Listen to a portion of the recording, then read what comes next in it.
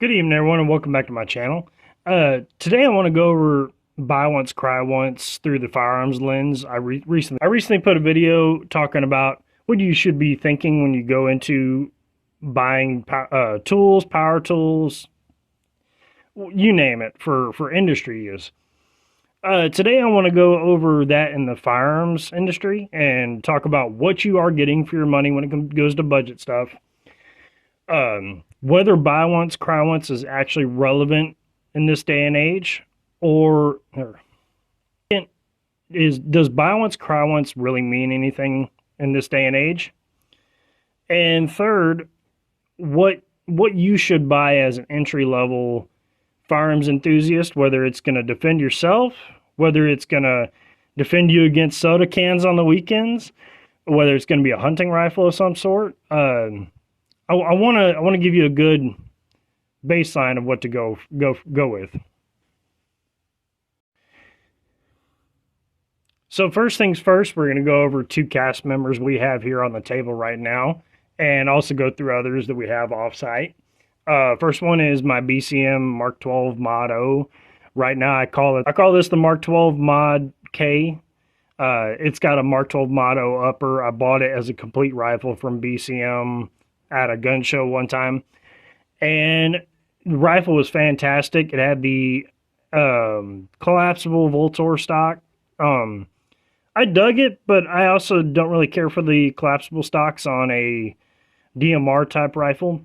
So I ended up going with the A1 stock and putting one of those on there, and then didn't really care for it. Couldn't really tell why. So going through a couple of other facelifts with this gun, I ended up putting my Palmetto A2 lower on it to shoot with, and this is kind of where it's settled at. If I'm going to go hunting with it, I may go ahead and slap the other lower on with a collapsible stock just so I can get inside the deer blind or have something a little bit more handy and compact to carry around. But if I'm going to do any sort of static hunting from a vehicle, or if I'm going to be just at the range, I enjoy the A2 stock and the A2 lower so much more than the others. Not to say I can't shoot with any one better than the other. This just happens to fit me better. The second one we're going to talk about is what I like to call the Bush Light Special. This is a gun that me and my brother put together with spare parts, bargain hunting and whatnot. And we just wanted to see how well we could match the performance of that Mark 12 with budget tier optics, furniture, and whatnot. And the results are actually kind of surprising.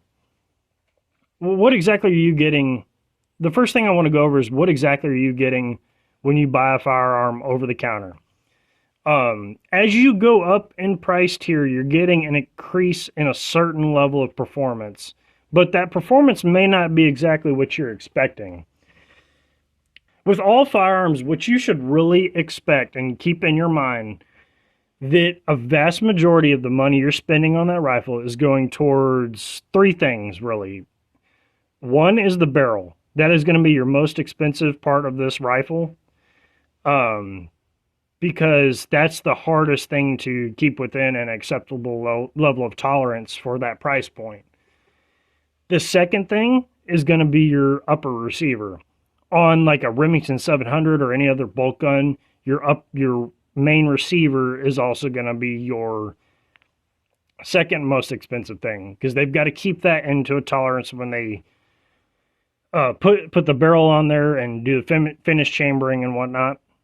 And the third thing is the bolt specs. Whether that's your automatic bolt or for your M4 or AR-15 style, or whether that's the bolt in your bolt action rifle, mating up those locking lugs and doing everything they need to do to get it accurate.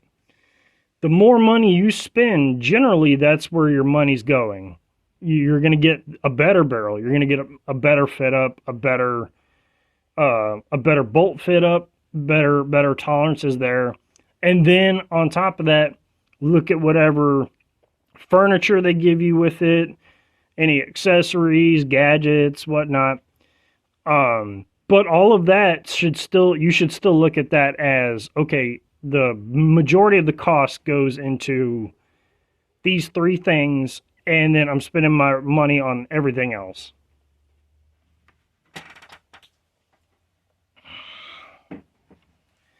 I go through all of that to mention some things that I have learned with budget rifles over time. The upper and lower receivers with budget rifles all the way up to your entry level duty tier, your FNs, your Colts, Air Precision, all that. I'm going to lump all of those into one category when it comes to the actual upper and lower receivers. You will get better quality as you go up in tier. There's no denying that. And someone that says you aren't, they kind of need to do a little bit more research. However, in general, these two, your price to increase in performance is very, very little. You may get a little bit more durable. You may get something that if you are going to shoot full auto, which most of us don't, or if you're going to be shooting like competition, or I notice is if you get into competition shooting or very, very heavy training with it, that the higher tier stuff is going to last you a bit longer. That comes at a cost, and getting that level of a upper and lower receiver makes less and less sense as the dollar signs add up. Paying $400 for an entry level AR, assume you're going to get a fairly okay barrel, not great, not the best, but you're going to get okay. It's going to be adequate. You're going to get an adequate bolt carrier and an adequate upper and lower receiver set. Everything else, though, you need to be a little bit more careful about. Everything else is going to be more prone to breakages and having issues. What I will mention, especially in the cheaper parts kits and stuff like that, the cheaper you go with your trigger and your trigger lower parts kits, all the detents and whatnot, you will start seeing breakages there fairly early on. If you're using it with, you'll see those breakages very early on with heavy usage, or over time, or if you're trying to do something a little bit differently, go up to an AR-10. Maybe you're sticking the AR-15 platform, you're going with a little bit more high pressure cartridge, a little bit more energy is going through the system. You will notice that these parts will start breaking. I did notice one time this happened with my MG42 semi-automatic build, and it has happened with a couple of different ARs that I have shot.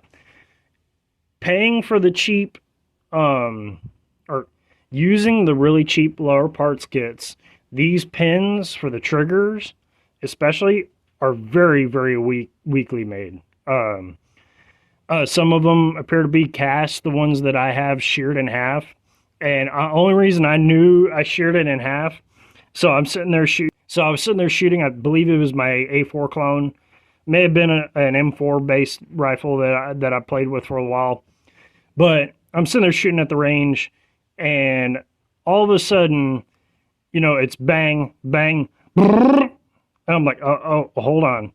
And, when you have either an ND or something wild happens with the rifle, the very first thing you should ever do is take the magazine out, unload the gun, point it in a safe direction, and let the gun relax for a second. You relax for a second, and then you can slowly start piecing together what just went wrong.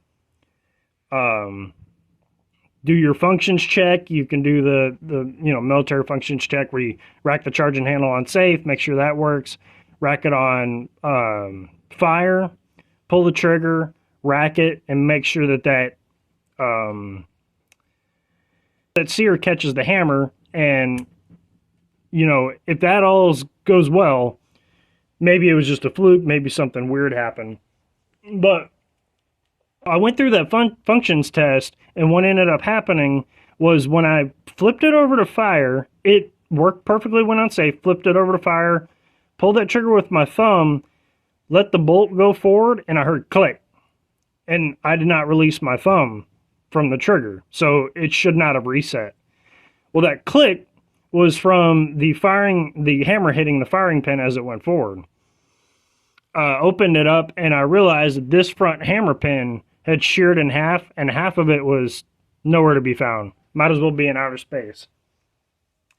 I looked at the firing pin, or I looked at the trigger pins, and the one that had sheared looked really rough. It looked like it was a really poor cast part.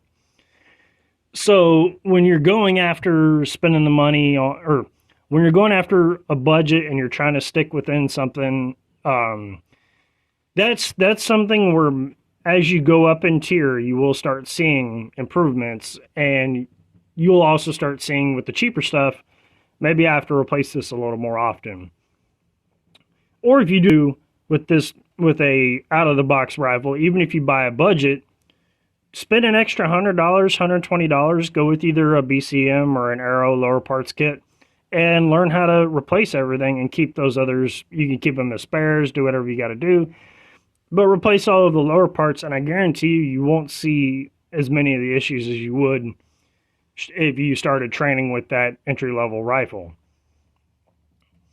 The bolt as well, I mean, when you look at either Palmetto or Anderson or some of those rifle builders, when you start looking at what goes into the actual machining and the tolerances for AR-15s and whatnot, you'll know that, hey, eventually that bolt carrier is going to be a failure point.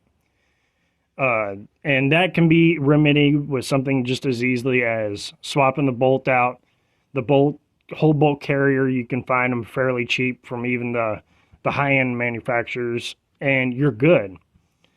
Your barrel itself, you may see a lack of accuracy with the lower-end models, but most of the barrel steels that they used, you're going to go a good 3,000 rounds, if not more, and be perfectly fine. It's not unless you're pushing the envelope, you're shooting a lot, you're shooting full auto, that you're going to start worrying about burning them barrels out. Budget build is get you the good set of lowers. I recommend Aero Precision. Everybody in the industry who shoots regularly will say that Aero Precision upper and lowers are great. They are great entry-level models. And anyone who says otherwise is pretending to be on a tier that they're probably not. The next thing is your barrel and your rail system. This was a takeoff of a customer's rifle that I got from my boss when I was working at an ammo manufacturer. We got this cheaply, but one thing we did notice was we spent the money on a really cheap barrel, spun it on there, and magically it did not shoot worth a damn. It was pretty awful. It was almost an area fire AR-15 at 200 yards, like that bad. But, you know, we learned our lesson, spun that barrel off, went with a $160 barrel. I believe this is one of the higher end Bear Creek barrels or of some sort. And obviously when we went, you know, a whopping $100 more in barrel, we actually got one that shot pretty well. To the point where with some projectiles, this thing actually performs very well. It's a 1-in-8 223 wild chamber. We both, I say we, me and my brother, we shot this thing. It was keeping up with this Mark 12 with some of the lighter projectiles, 60 grain, stuff like that. This particular barrel is a 1-in-8 on my Mark 12.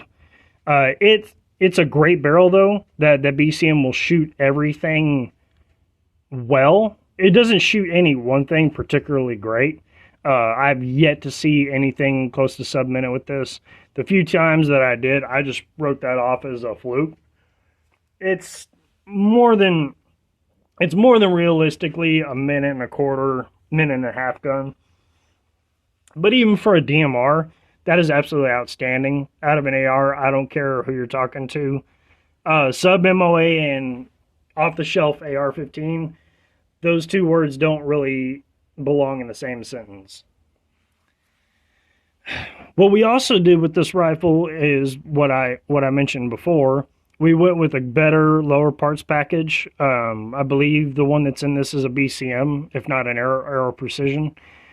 Um, the Aero Precision, I haven't seen the issues with shearing pins and stuff like that, but like some of the cheaper PSA ones, I have seen that.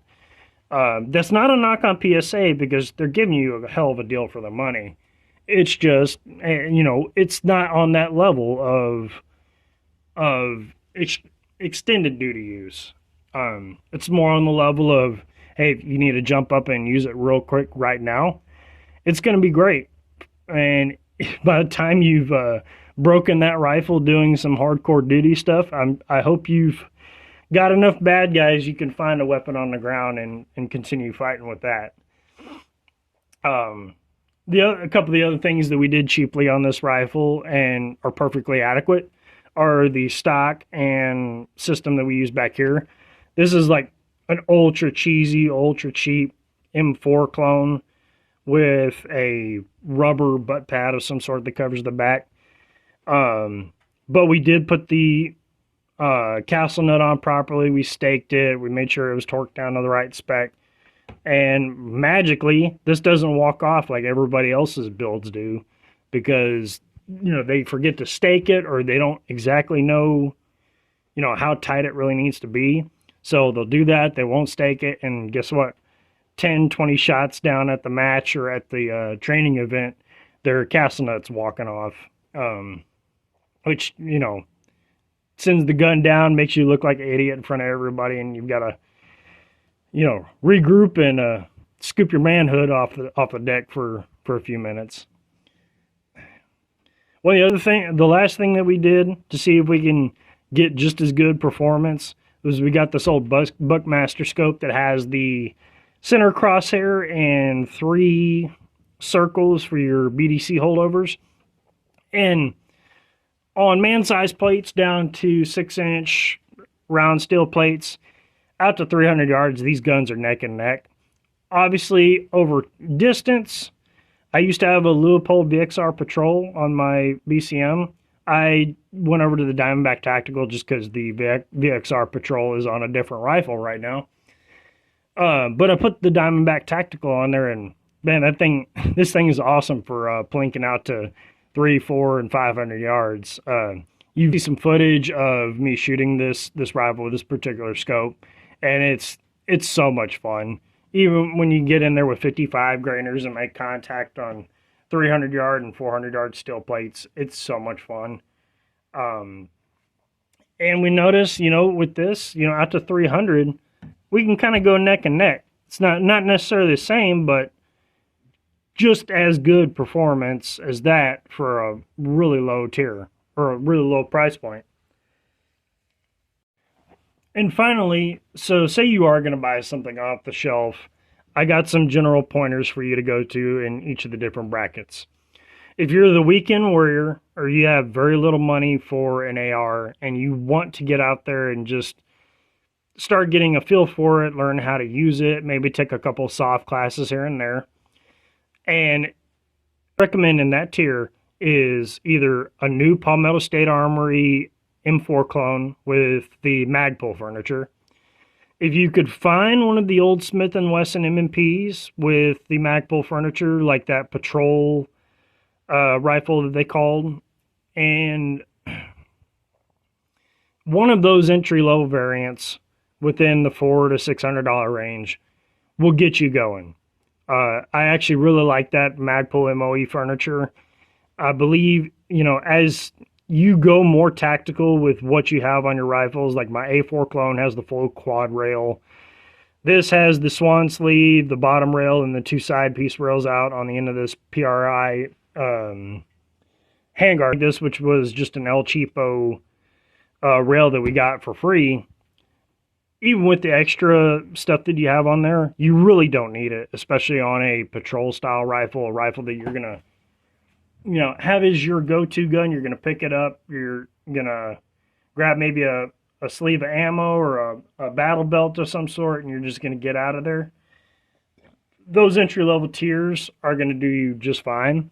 But I would recommend, with buying those budget tier guns, buy you small AR armorer's kit. Basically just a set of punches and an AR barrel wrench of some sort. If you have a, if you have an optic or something like that, it'll probably come with one of those little multi-tools that has a couple screwdrivers, Allen kits, and all that junk. And that'll do everything you need to do. Pair that with either a cheaper EOTech, like these old 512s. I used to have this on my AK-74 build, which is now getting a facelift. This particular optic is fantastic. It'll go for about $350. I've seen them cheaper depending on which discount site you can get. What we'll go with is something like this. There is a particular company that sells these in bundles all the time with accessories, and these are absolutely fantastic for the money. It's a Vortex Strike Fire 2, basically like a old Aimpoint CCO copy.